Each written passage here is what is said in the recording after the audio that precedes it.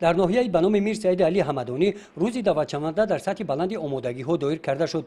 این آدمان نزد کمیسریات حربی ناحیه با چهره‌های کشود برای گسیل نوسکران آمدند. حضور والدان در این چورابینی و نوسکران روح و الهام تازه میبخشد، اظهار داشتند جوانان. من دانشگاه دولتی دنگره رو با دیپلم سرخ ختم نمودم. با خواهش خودم امروز به خدمت مادر وطن رفته ایستادم. خدمت برای هر جوان ما قرض و فرض است. خدمت به وطن قرضی پرشرف هر یک جوان با آر و ناموس میباشد. همین رو به نظر گرفته من از بعد ختم دانشگاه اختیاراً به خدمت مادر وطن رفته ایستادم. خدمت مادر وطن شرف است.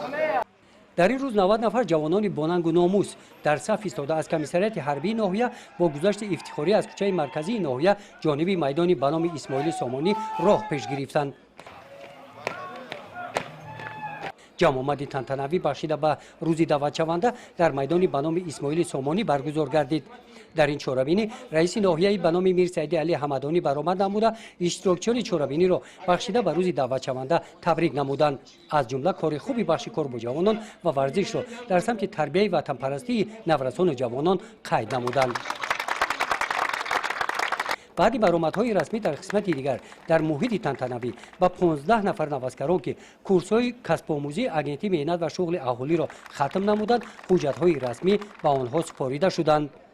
سپس با رعایت عنعنه نیاگانمان چورابینی ادامه یافت.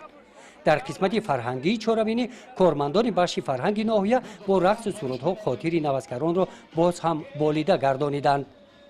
گزارش خواجه نظریف خدای نظر ظهوروف از ناحیه به نام میر سعید علی حمدانی برای برنامه اطلاعاتی نوید.